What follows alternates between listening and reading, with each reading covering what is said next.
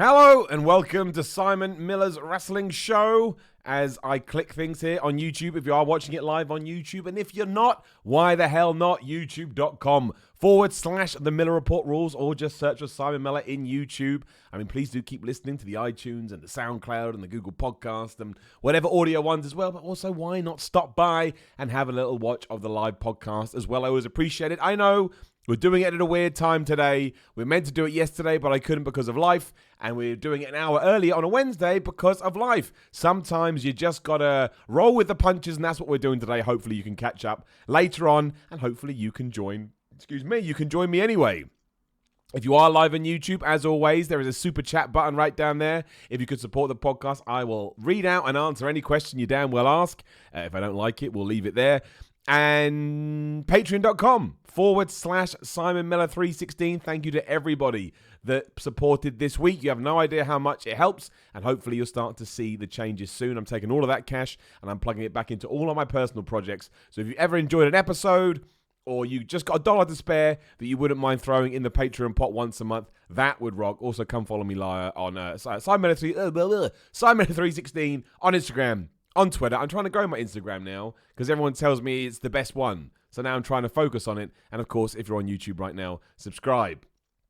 I want to give a shout out to everybody who is in the live chat now as well. Thank you very much for joining me live on YouTube. I appreciate it. Right, let's get into it. It's one of those weeks in wrestling where you really feel the lull from WrestleMania. It really is the classic rock, between a rock and a hard place, because we're coming off Super Showdown, which I think universally has been decided was a bit pants, because it was. And we're leading into Stomping Grounds, which is like a last minute. It was Backlash, and it was Stomping Grounds, and it was cancelled.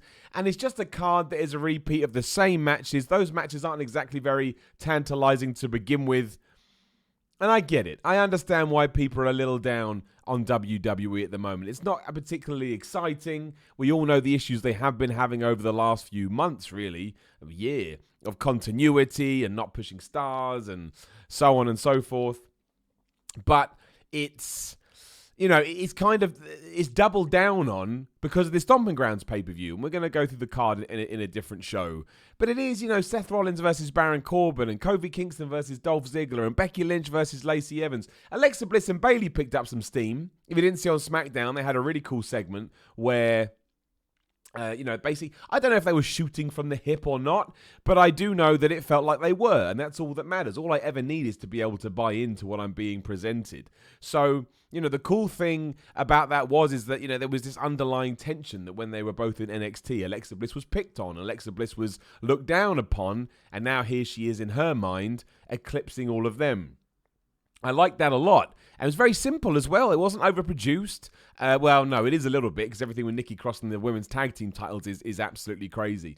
But again, the point with Stomping Grounds is you don't really need to watch it. Unless they're going to pull a fast one, I kind of feel like it's one of those I just need to get through and get out to the other side. And that kind of sucks. You never want that from your pay-per-view, especially if you're the same age that I am, and you remember pay-per-views used to be these amazing deals, these incredible things that you look forward to and counted down the days.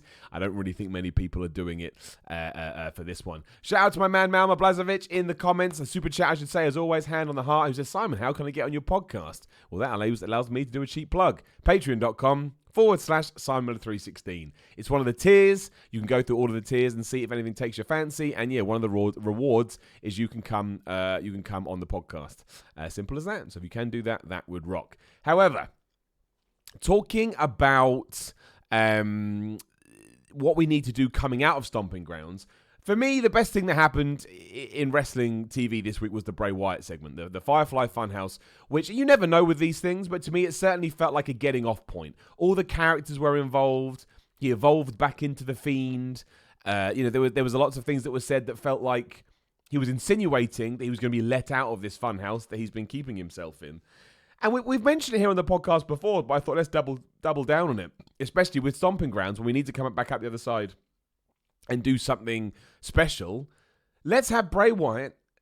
I don't care who it is. I don't care if it's Seth Rollins, and I don't care if it's Kofi Kingston, because at this stage, it's not like either of those title reigns are lighting up the world. Like, I think WWE's done really well with them in terms of they both feel strong. Like, they always win matches, and they always win matches with their finishing moves. Seth running amok with a chair this week, I thought was awesome. I thought it was great. Unfortunately, so many people were going, oh man, it's rubbish because it's like he's turning heel, but he's not heel. It's like, I don't think we can worry about that. The last thing we need in 2019 is stale baby faces. And who was the biggest baby face ever? Stone Cold Steve Austin. So if you hadn't have a guy, running around, taking everybody out, being, a mercenary onto himself, being a badass, we know it can work because we've seen it before. And Seth Rollins certainly needed something injecting into his character. Kofi Kingston's always going to be the happy-go-lucky guy, but that does work too. But I don't really care which one you pick because, again, it's not like... If someone said, who would you rather lose the title... I don't really have a preference. Like, if Kofi or Seth lost it, I would have had it for a few months. And again, nothing there has really sunk its teeth into me. So I honestly think, let's not muck around with Bray Wyatt. Let's not muck around with it. When people debut on WWE TV, the last one I remember vividly was Asuka. And everybody was like, oh no, she can't just come in and beat everybody. And I was like, what do you mean? Of course she can. If she comes in and beats everybody, all of a sudden, if you don't know this wrestler, you're going to sit up and take notice and be like, man, I got to take notice of this wrestler. She came in and beat everybody. It's the Goldberg effect. And I'm not saying everybody can come in and be Goldberg. My dad, I get that. You can't do that because it would break the system and it would get boring. The law of diminishing returns works for everything. If you do something over and over again, eventually people get tired of it. However, if Bray Wyatt, a guy that has been pretty poorly treated in the feuds he's had leading up to this bit, be it against, who the hell did he fight? Daniel Bryan or Chris Jericho or The Undertaker or Randy Orton. He never won. Even when he won that world title after the Elimination Chamber, it felt like it was transitional. And that's not really the type of position you want to put a guy like Bray Wyatt in. So let's do the opposite of what we have been doing. Let's do something different. Let's change the title on TV. I know it's a crazy thought, but, Raw and SmackDown need something. And at the moment, Bray Wyatt has more momentum within the WWE than anybody.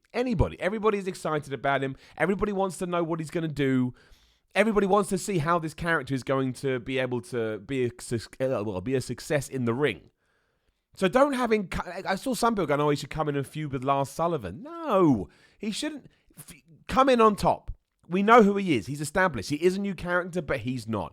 Let him... I don't mind if you want to build it for a couple of weeks. That's fine. But let him come in. Let him set his sights on either Seth Rollins or Kofi Kingston. Let them sell the absolute crap out of it, much like Triple H did. Remember when Triple H was feuding with Mankind or Mick Foley, whoever it was? I think it was Mankind. It was Mankind because he rips the mask off and all of a sudden he's Cactus Jack.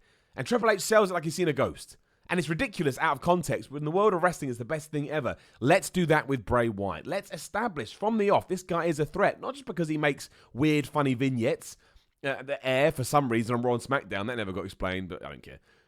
Let's have him come in, challenge to a match, and he wins. And then he's the world champion, or he's the universal champion. And then then treat him like you've been treating Kofi and like you've been treating Seth for the last few months. And I tell you, we'll get to the end of 2019, as long as the feuds are interesting and he's got a good storyline, people will love it.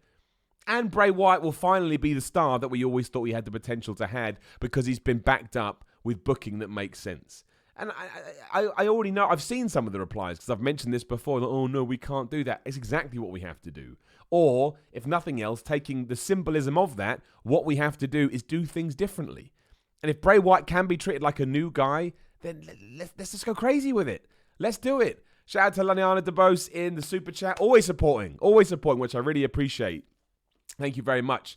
Who says, did you feel like WWE heard your complaint about Shane being on TV too much when The Miz stated the same thing on air? It's funny you say that. Sometimes, well, no. What happens is I like to think I'm quite astute when it comes to wrestling. Hope so. Fingers crossed. If I'm not, I've got a lot of work to do, which I would do.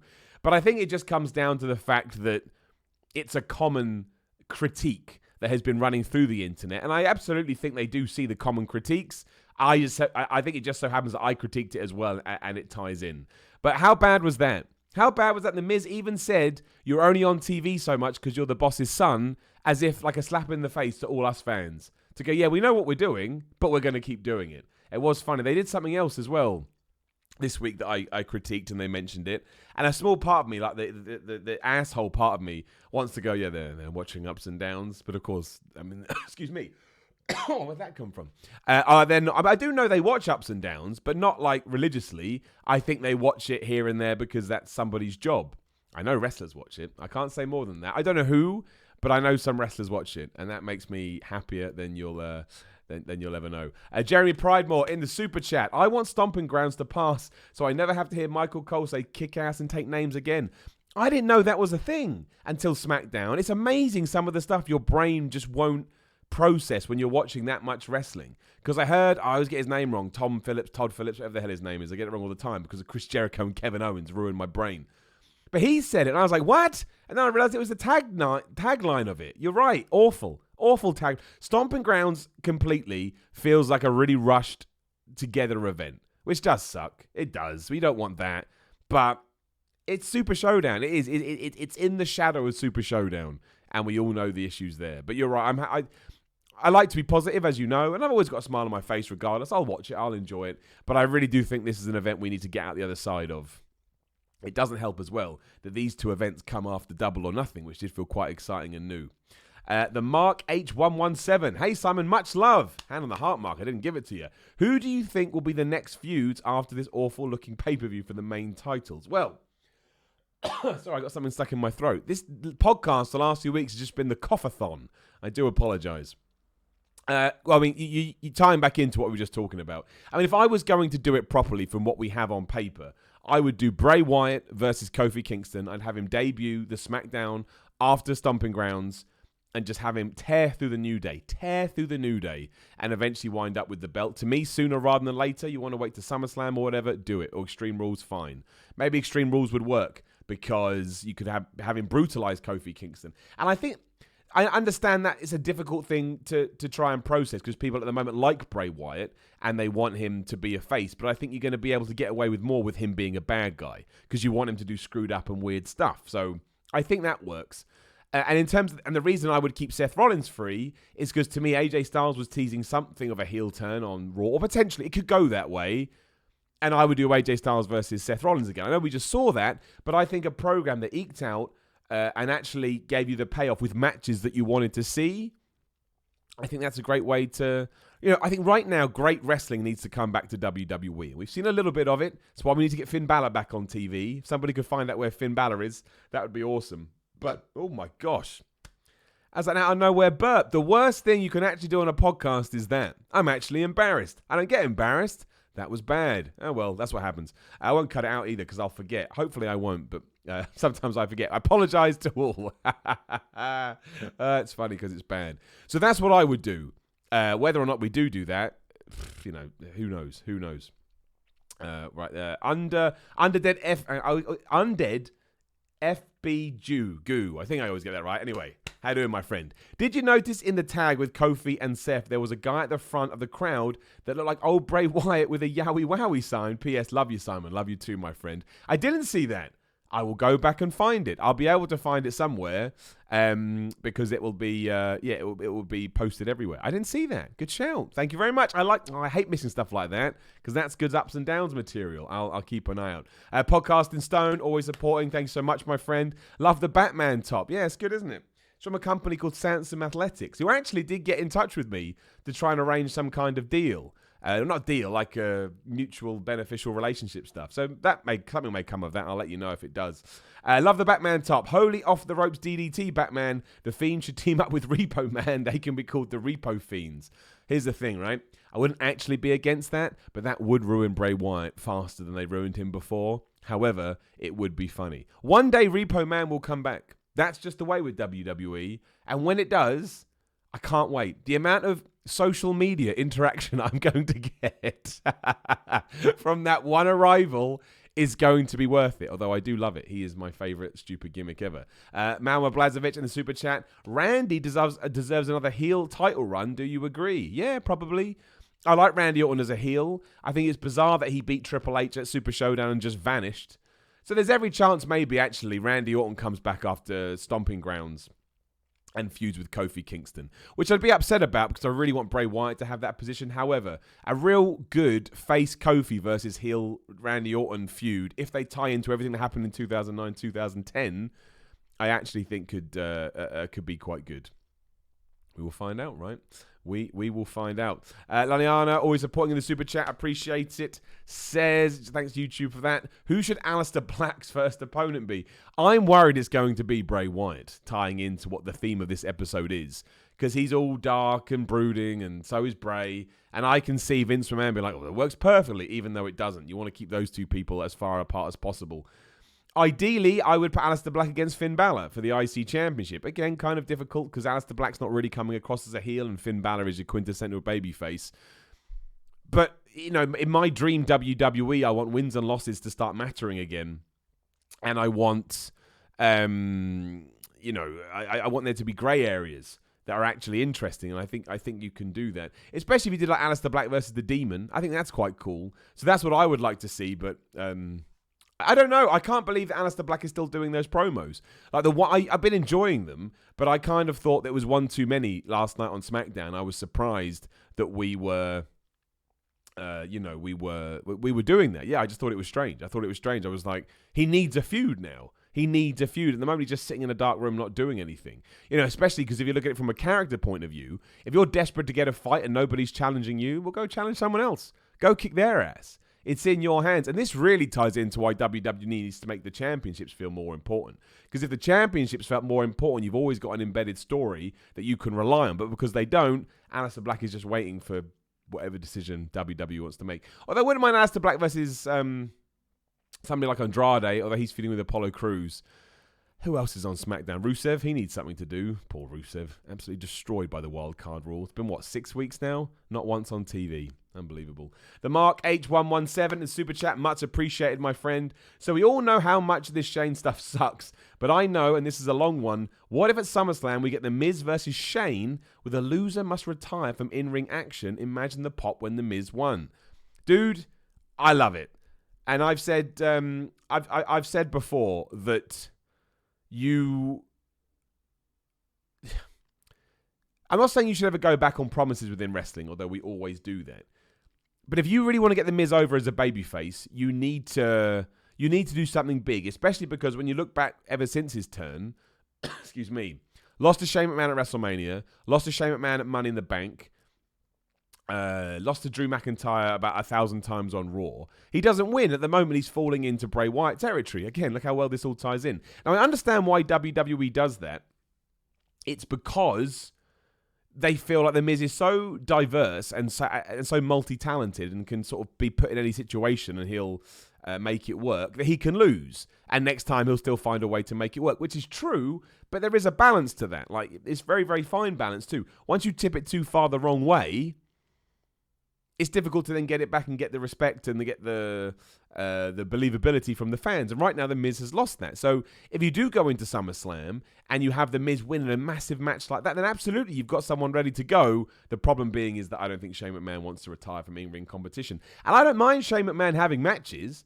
It's literally the same. Just take everything I just said and apply it to any wrestler. If you do it too much... even Stone Cold Steve Austin. If Stone Cold Steve Austin had been in 52 segments on Raw, by segment 52, the reaction he's going to get is not as much as the first one. And that's the problem with Shane McMahon. Obviously at SummerSlam, talking about SummerSlam, it seems like there's enough rumors and speculation and murmurings out there that maybe we're going to get Shane McMahon versus Kofi Kingston for the WWE title. If that does happen, I think Shane McMahon could potentially win. I mean, I don't want that to happen by any stretch of the imagination, but it could do, and I could imagine that Shane only has a few more years left in him, and who wouldn't want to be WWE champion, right? That's the thing. If someone rang me up right now and said, Simon, do you want to be WWE champion? I'd say, yes, even though when I win that, everyone on here and in Reddit is going to be like, who the flip is that bald guy that just won the WWE championship? That's what would happen. People are like, who the flip is that guy? I'd come out to no reaction, win the championship, and I'd ruin the entire company. But I'd still want to win it, because then I get to say I'm WWE champion. So I do understand. We'll have to wait and see. But ideally, I hope they have whatever they have in store for Bray Wyatt. I hope they learn from their mistakes. I hope he walks in. I'd rather he didn't win something like the IC or US Championship because, like I say, Finn Balor hasn't been on Raw or SmackDown for 16 million years. And the US Championship is a bit better. Samoa Joe is brilliant. And I like the fact that Ricochet won the Fatal 5-Way or whatever it's called to go into the match on Sunday.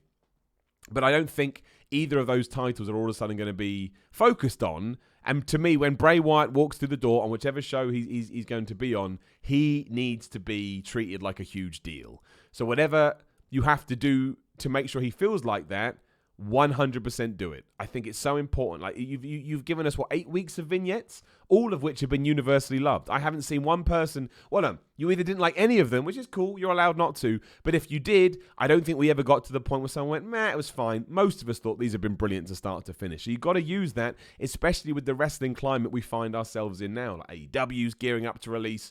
I don't know whether you heard Tony Khan on the Stone Cold podcast, but there's momentum there. He's excited. They're going to launch TV in the fall, Fyter Fest, and All Out. Sorry, excuse me. I don't know why I haven't coughed in 8. Who knows? All Out sold out as we talked about last week in 15 minutes. You can't rest on your laurels anymore. Shout out to Richard Dalloway in the super chat. He says, "No question, just a tip of my cap to you." Isn't that nice? I mean, genuinely, isn't that nice? Thank you, my friend. That's really kind of you. You all make my day. That's very, very, very love you. Tip my cap back. Not wearing a cap. Can't wear caps. Got a really big head. Always hurt. Podcasting Stone in the super chat. When would you ideally bring back Wyatt into in-ring competition? Do you think the Funhouse segment should continue afterwards? No. To me, Monday or Tuesday after Stomping Grounds. I really want a big hitting of the reset button. I don't think we're going to, but hey, we're fantasy booking, so what the hell? I think...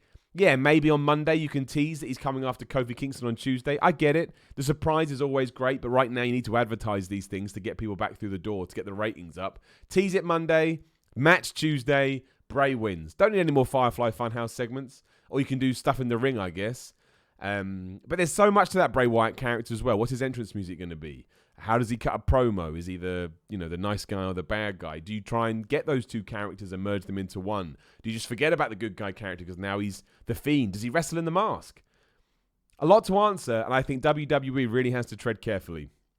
And I just think there could be something there. I think there could be something there. And the last thing I want is Bray Wyatt versus Heath Slater. And that's no offense to Heath Slater. I love Heath Slater, but I'm talking about the way he's been presented by WWE. I want him to come in against someone massive. And I want him to win. And I think the best way to do that was the World Championship. Because even while WWE doesn't really treat its belts like they once did, the Universal and WWE Championship will always feel a little bit more than everything else, as they should. That's the structure. Other than that, yeah, Raw and SmackDown were fine. Raw was actually a better show this week than it has been over the last few. It started really well. I thought the first half was really exciting and really fun. And the second half, it kind of just, it fell completely. It didn't fall apart. It was just... well, what happened is the continuity issues from the last few weeks caught up with them, as they're always going to, and you start picking holes in it going, well, that makes no sense, and that makes no sense, and what does that mean? I liked Seth Rollins running riot with a chair. Don't understand this reaction to, like I say, he's a bad guy now. Yeah, I never picked up on that once. I think it seems to have stemmed from the Eric Young segment, where Eric Young and him had a conversation, said, "Oh, we're buddies," and then Seth Rollins just twatted him from behind. Yeah, it's not the nicest thing in the world to do. But I saw Stone Cold Steve Austin do stuff like that, and I hate comparing everything to Stone Cold Steve Austin. But again, that kind of character does work. I thought Roman Reigns was pretty cool on Raw. I enjoyed everything with Roman Reigns. That's how you treat Roman.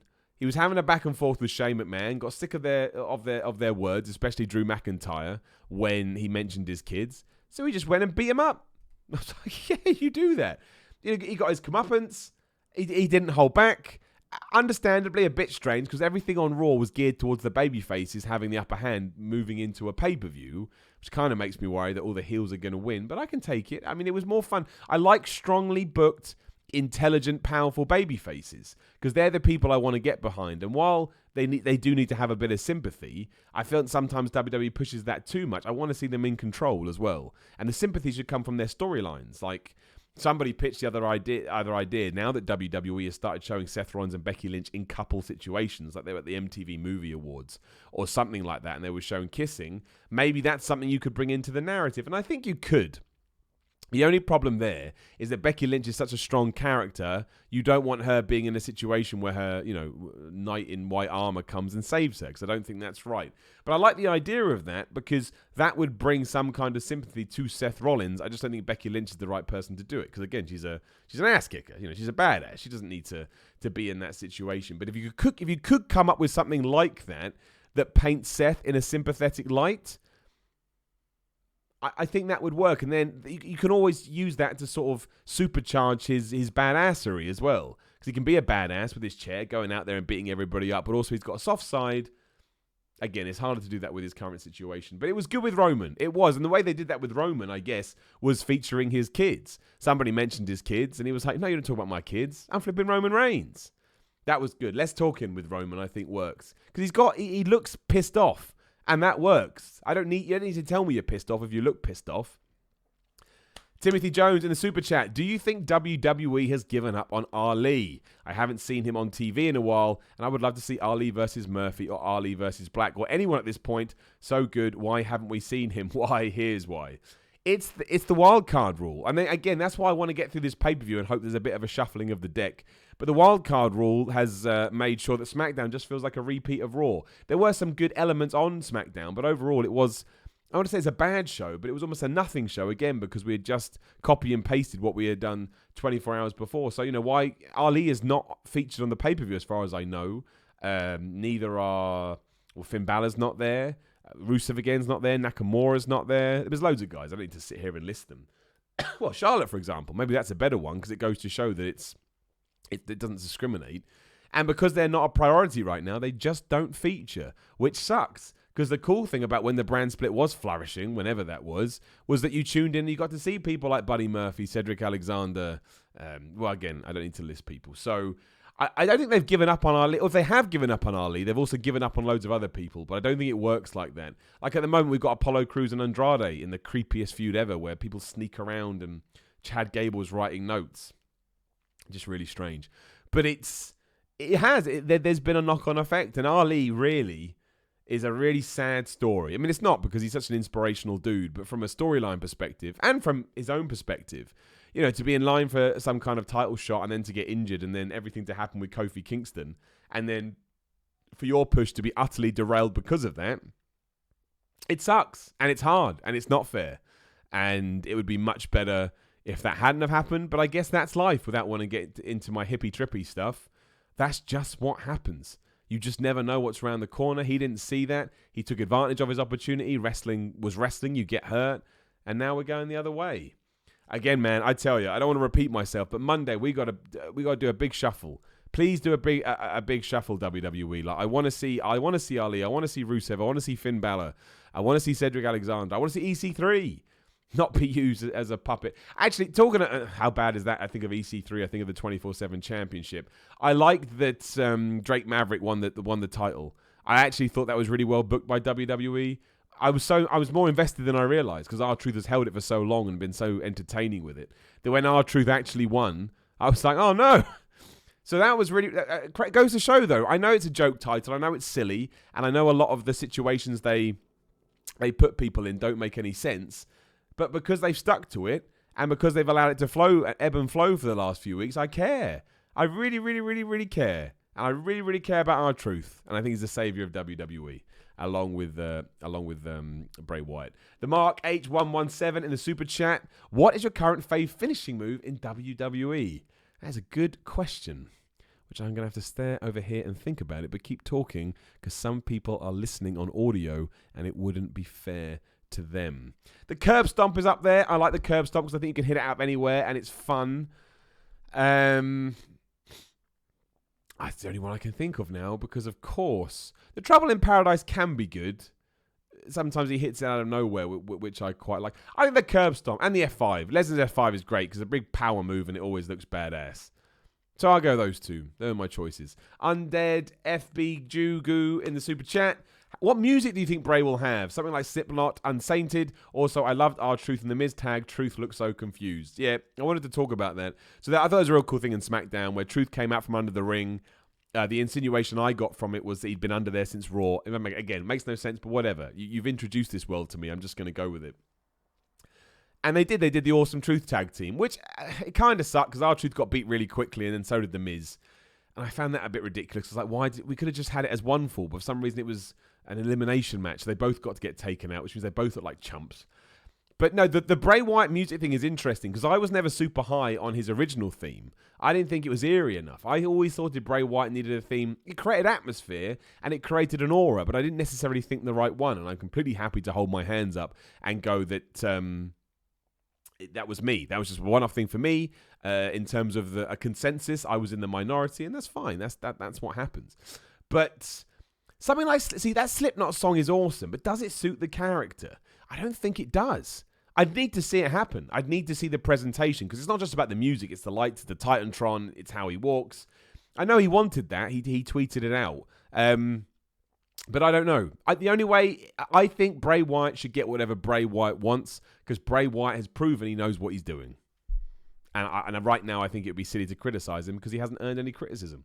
Right, just to catch up on the super chats because YouTube is annoying sometimes. My man Sean Gearhorn in the super chat. Hey Simon, after last night's moment of bliss, I now more than ever want a Bayley heel turn and for Alexa to stop being the conniving, manipulative heel and become a babyface with Nikki. Do you agree? I mean, yes, probably based on the last few weeks, because I was ready for that Alexa Bliss turn when she did attack the Iconics. I thought that was really, really good. I really enjoyed that. And yeah, like I say, that's what I'm looking for. Just naturally, I was like, sweet. I didn't know I wanted this, but, you know, I thought an Alexa Bliss, Nikki Cross tag team, who would win the belts from the Iconics, I mean, we're miles away from that now, would work. And it was the same for Bayley when she had that more sort of heelish side and she won the title using her Money in the Bank briefcase. I know that was a babyface moment, but there were elements there, which I remember we all latched onto, and we thought, oh, maybe there's something in there. And the segment last night, as we talked about, was good. It was very believable. Based in truth or not, it doesn't matter. And using experiences from NXT made that the most exciting feud, I think, going into Stomping Grounds, or at least one I actually care about. So coming out the other side, given how long Bayley has been a face and how long Alexa Bliss has been a heel, absolutely, let's shake it up. I think we should shake everything up from Monday. I understand we're in this holding pattern at the moment, but and it won't happen. This is what I want. So yeah, Sean, I think that would be great. I think it would be fun, and you could use that moment on the segment of Moment of Bliss as the catalyst to it, and I think most people would get on board. Easy E78 in the super chat, just want to say I love what you do. Keep up the great work and keep spreading the positivity. First time I've caught a live stream and it gets an up. I tell you, man, you guys humble me massively, and everybody thinks that's disingenuous when people say that through these things. Okay, you can take it from what I want, but that is a lovely thing to say.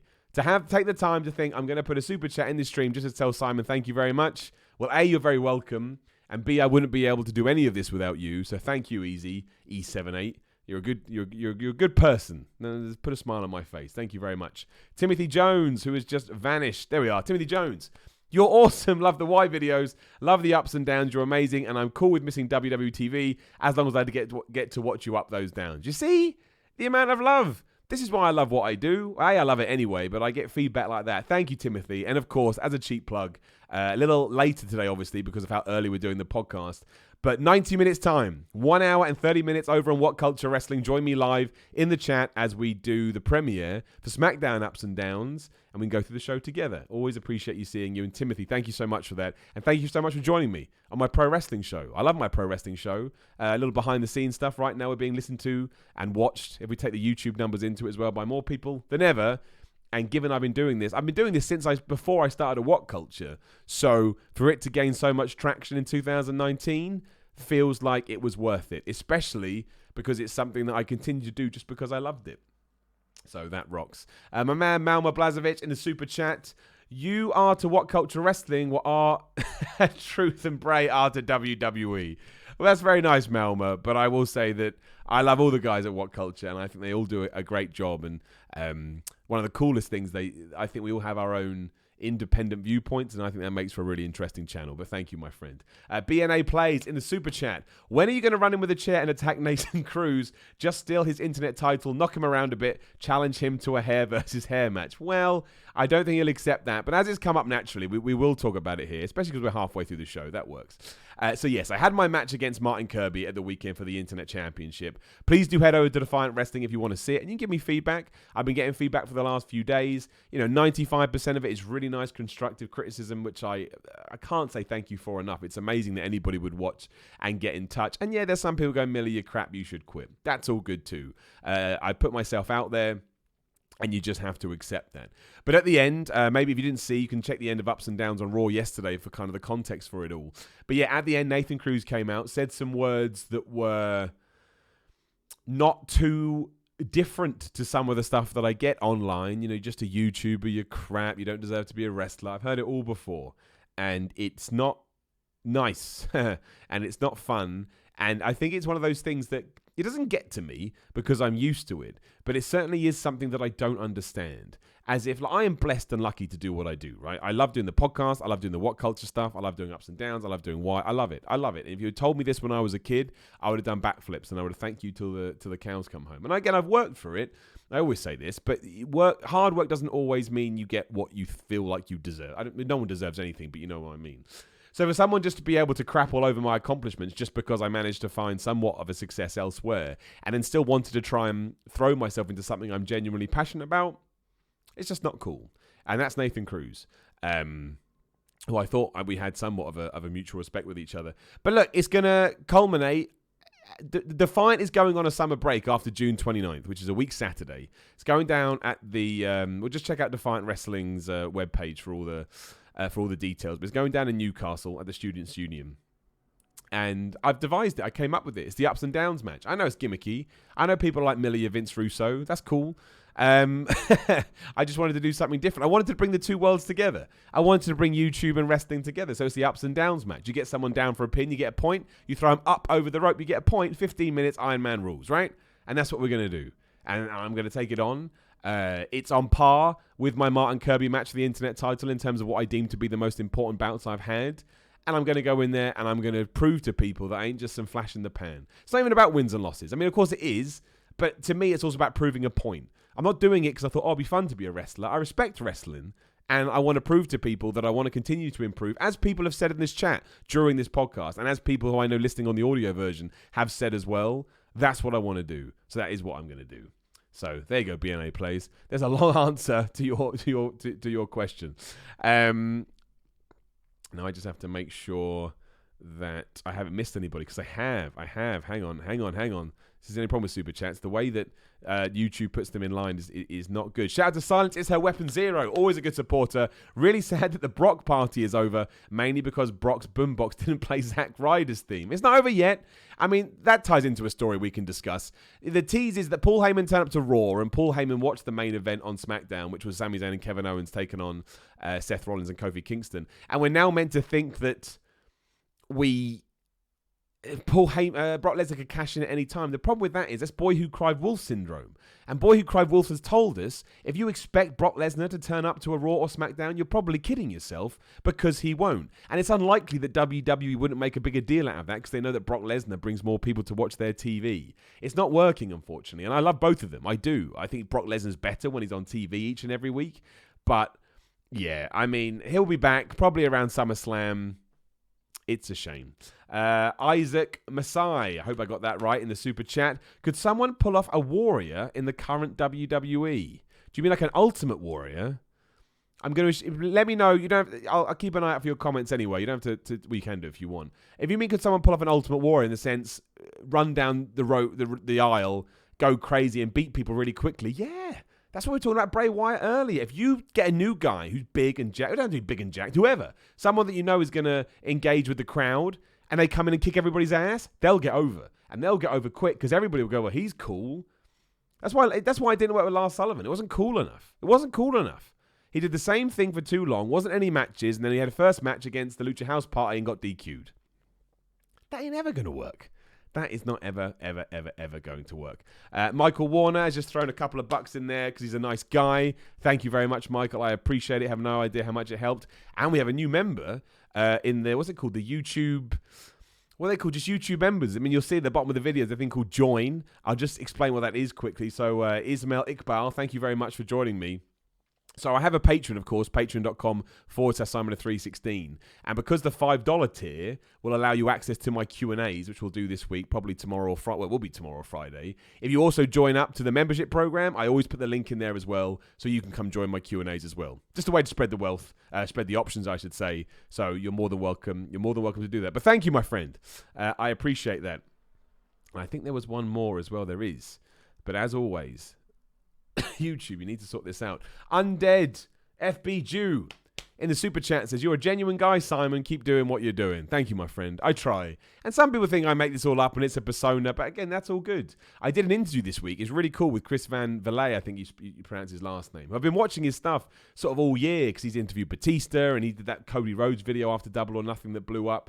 And we had a big chat about genuine and reactions on the internet. So make sure you hit up his channel. Just search for Chris Van Vliet on YouTube. You'll love his stuff anyway. His interviews are great. But yeah, he very kindly interviewed me, and that will be going live next week. And we did have a really good chat. Well, at least I thought so. So you can keep an eye out for that.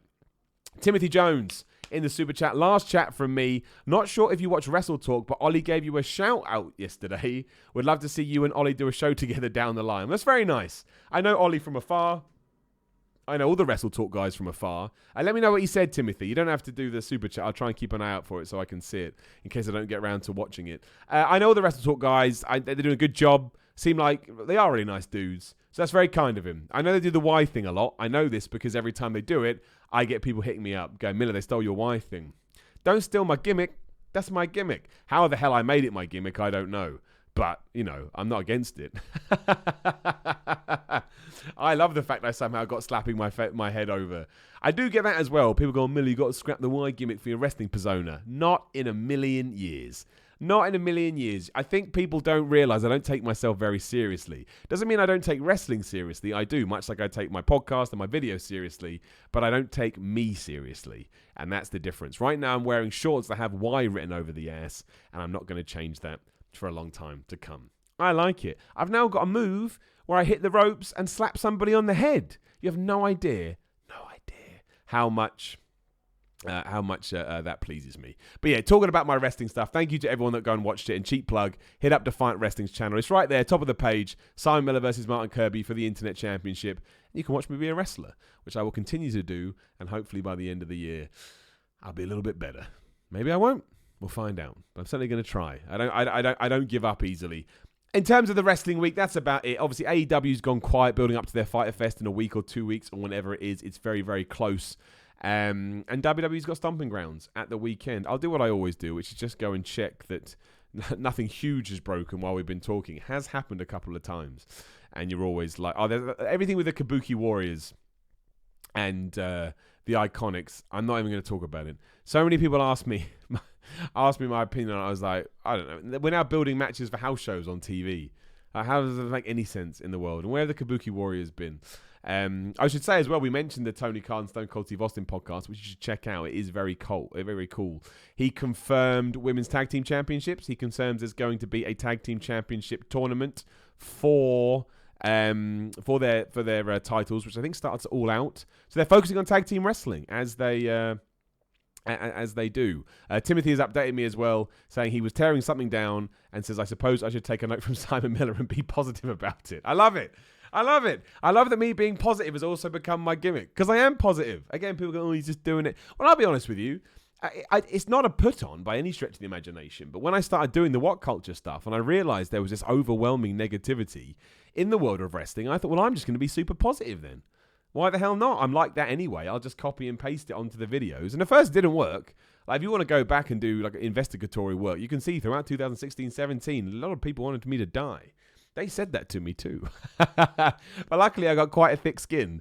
So, but look, you win them over, man. Kill them with kindness. And eventually, hopefully they'll come round.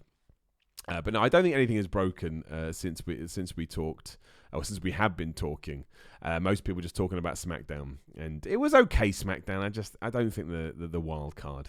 I don't think the wild card has helped. If you haven't seen it, go watch the Alexa Bliss thing. I think you'll enjoy it.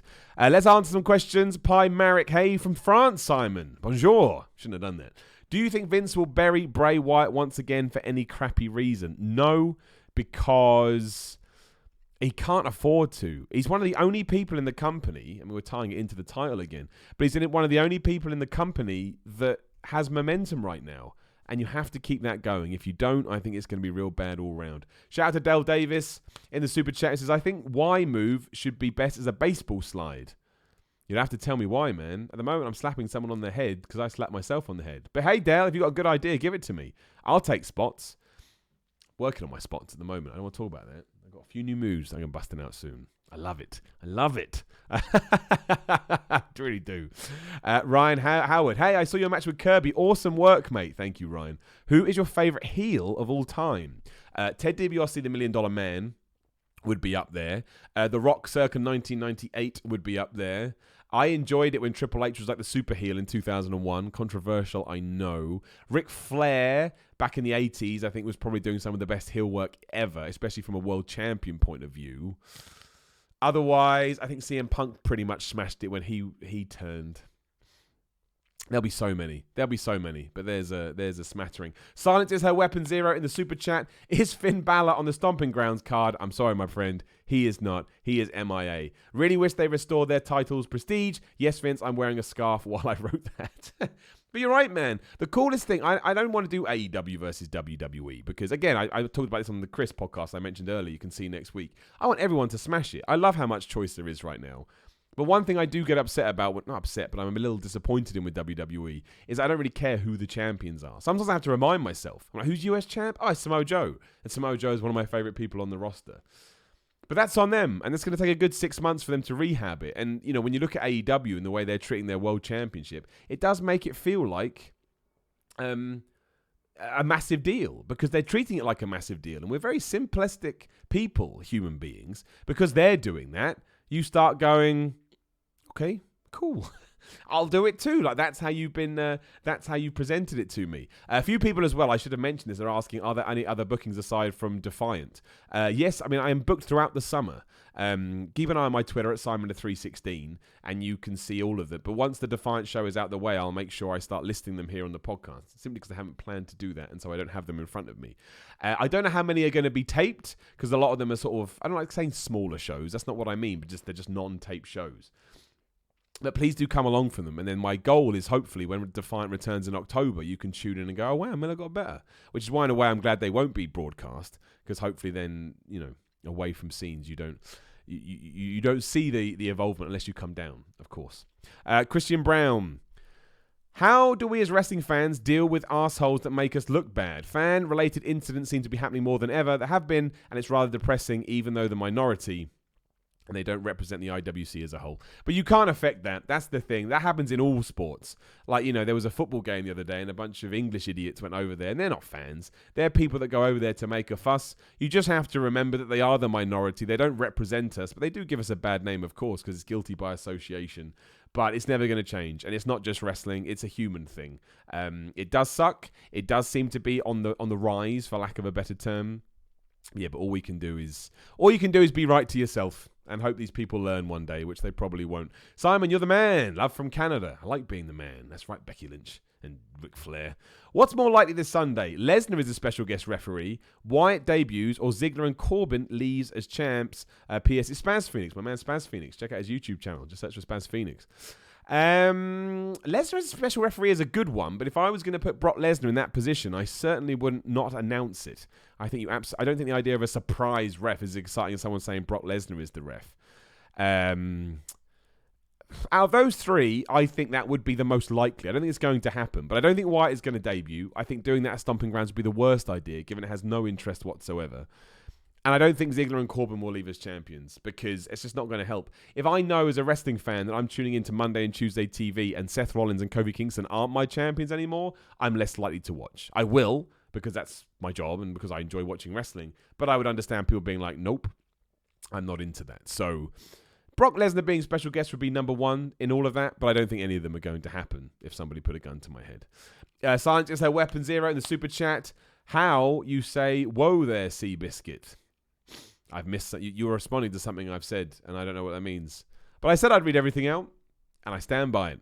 Ashley, do you believe they'll do him right this time, or will he just fall into obscurity, Bray Wyatt? Well, we've kind of talked about that, but I'm going to be confident, and I'm going to hope. Billy Radbourne, do you think they're using Miz as a mouthpiece for the fans as a way to cement him as a babyface? I feel like this is the best babyface Miz we've had, but it's still lacking. I mean, look, I like the Miz as a babyface. I think it was right, and I think everything they did up to a point worked. The issue was he didn't win. And that ties into Bray Wyatt. You got to win. You've always got to win. You've got to prove to back up your words. Like if I come on here and I tell you every single week, again, I mentioned my bookings. Next week I'm going to tell you about my bookings. The next week I'm going to tell you about my bookings. In about 4 or 5 weeks, you're going to go, I don't think he has any bookings. Because why wouldn't I tell you otherwise? So if The Miz tells me, I'm going to win, I go, The Miz is going to win, and he loses. And then next week, I'm going to win, and he loses. After about a month, I go, I don't think he's going to win. And you can tie that into a long-running story arc, like they did with Kurt Hawkins, but even that was kind of by accident. But I don't think they are doing that, and therefore it doesn't work. And that's the issue. Vicky Branton says, my super chats have all been missed.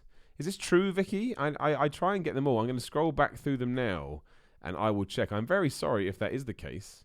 If that is the case, Vicky, just write them all out now, and I'll make sure I just catch them.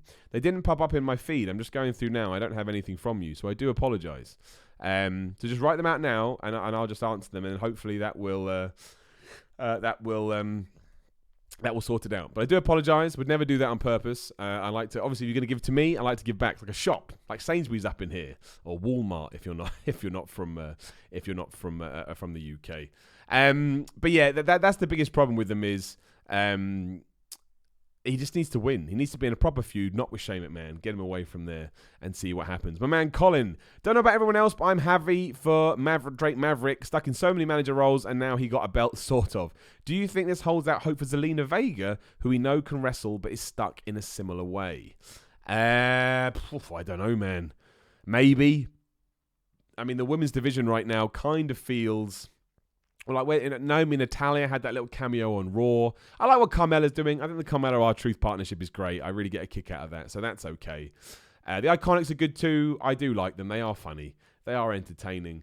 But there will be women I can't think of now that I'm not mentioning, but they certainly do need to have more stories, and Zelina Vega's one of them. Although I like the Zelina Vega Andrade thing. I think it works. Maybe you could do Zelina Vega versus Charlotte. I'd be all right with that. There's Dana Brooke. There you go. She's one we don't see. Although I think she got hurt this week.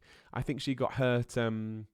She got hurt on main event or something, which sucks. Oh, the Viking Raiders were back, or whatever the hell they're called now. That was interesting, wasn't it? Just popped back up on TV. You're like, oh, where have you been? That'd be my first question. I want an interview with them, and I'd say storyline part-wise, we obviously know the real reason, and I go, where have you been? I would like to know. We're never going to know.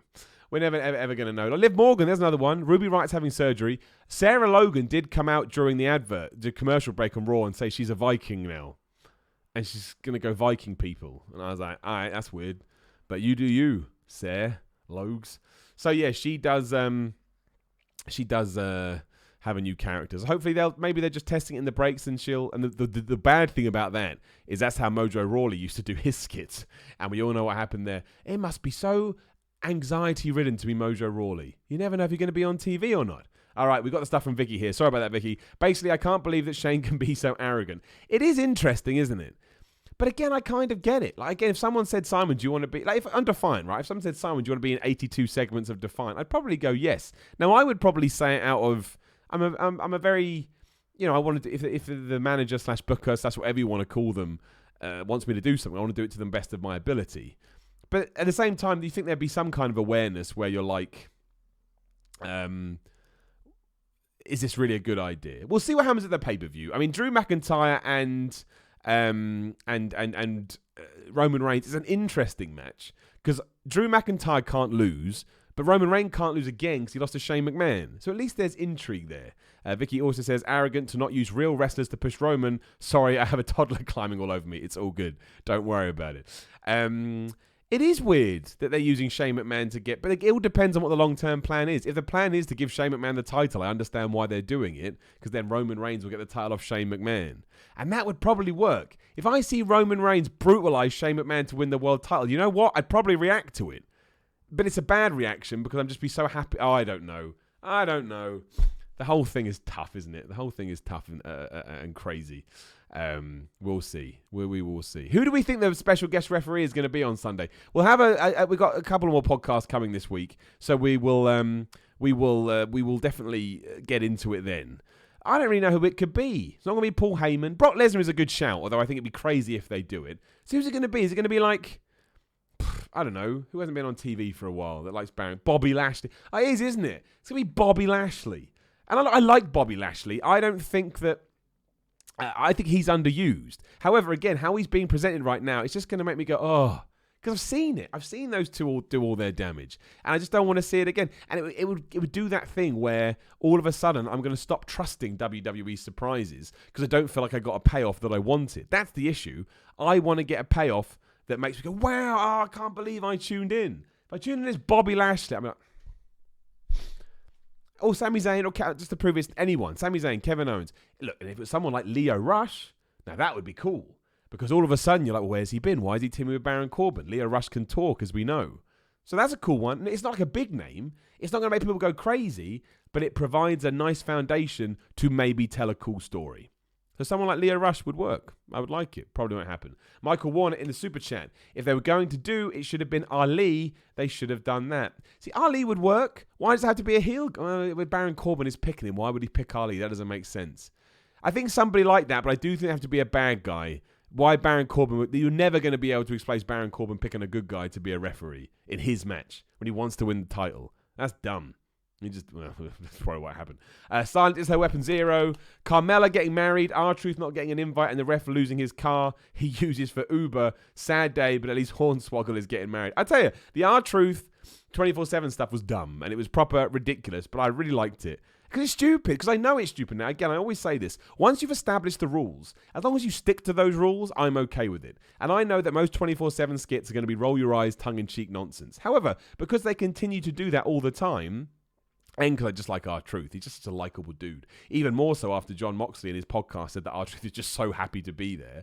I'm okay. And Drake Maverick driving off saying he's going to get married with his 24/7 belt. I was like, all right, sweet. You have a good time. You enjoy. Excuse me. You enjoy yourself. So, yeah, like I understand the 24/7 title is. I mean, the weirdest thing that happened this week with the 24/7 title is that Shelton Benjamin was trying to be the referee, and then an hour later he was running around the ring thinking that's how you obtain the title. Was just legging it. Like, what a strange 180 shift that was without actually being told.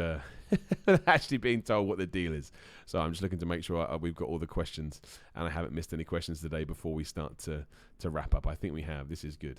But yeah, it's that was very odd with Shelton. And I like Shelton Benjamin. I was always hoping they were going to do more with him after he had that Seth Rollins match a few months ago at the request of Paul Heyman. But hey-ho, never mind. He did not. And that's pretty much it. We're coming to the end of the podcast now, so I'll just make sure I do my wrap-up as I want to do. Again, if you could go check out my match with Martin Kirby over on Defiant Wrestling, I tell you why, it's worth it anyway. Because even if you click it and you get a view, that works for me. Because it looks like I'm a draw. And that's all what wrestling is all about. But also, I would love feedback as well. Most people that watch my stuff are very kind, very positive people. And it's nice to get that kind of feedback that's constructive. Vicky also says, I would have preferred a Roman versus McIntyre Lumberjack match where the heels can beat down Roman. The babyface is getting to do some stints, but at least they get it on pay-per-view. I would have preferred that from just a basic match, yes. I think that would have been better. But we'll see. I'm intrigued to see what they're going to do. I really am. I don't know how they get out of that one. It depends what the plan is. Drew McIntyre losing doesn't seem to make sense, and neither does Roman Reigns. If you are on YouTube right now as well, please hit that subscribe button. I'd really appreciate it. Right now, my subs are going up, and that makes me very, very happy. So please keep doing it. Again, you can make sure you can check out any other episodes of the podcast. Do go up here as well, but they are not live, so to speak. Well, they're not live, but you can still hear them on iTunes, basically anything but Spotify. Why they're not on Spotify, I don't know. However, on Spotify, you can listen to my other podcast, Why with Simon Miller, which will go live tomorrow, where we just talk nonsense for an hour, and it's been getting some really good feedback. We have a lot of fun. We go off on crazy tangents, so please do go and subscribe to that, or head back here tomorrow to check it out. 2 p.m., which is 1 hour and 5 minutes my time, 2 p.m. BST. Make sure you head over to What Cultural Wrestling. I'll be live in the chat talking about SmackDown as we run my ups and downs. Got some interesting opinions this week, which I'm sure will make people raise an eyebrow, but that is what it's all about. And again, please do follow me on Twitter and Instagram at Simon316. I'm trying to grow my Instagram after being told yesterday, in fact, that I'm an idiot for not focusing on it more. So now I'm going to post a picture a day. No idea what I'm going to put up there. And again, Defiant Wrestling, you can check me out going against Martin Kirby. And remember, it's a work in progress, I know. And June 29th, me versus Nathan Cruz. Ups and downs match. The first ever ups and downs match. What an involvement that is. We've been doing ups and downs for a while, and now we're going to have a damn match called Ups and Downs. It makes me so happy. It makes me so damn proud. More importantly than that, thank you to everybody who is watching me live on YouTube right now. Thank you to everybody who is listening to me in the podcast land.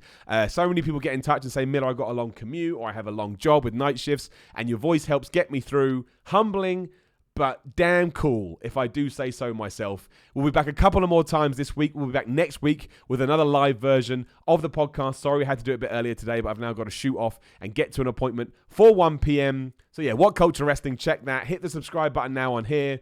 Just do it all. And more importantly, have lovely days, have lovely lives, and I will talk to you again soon.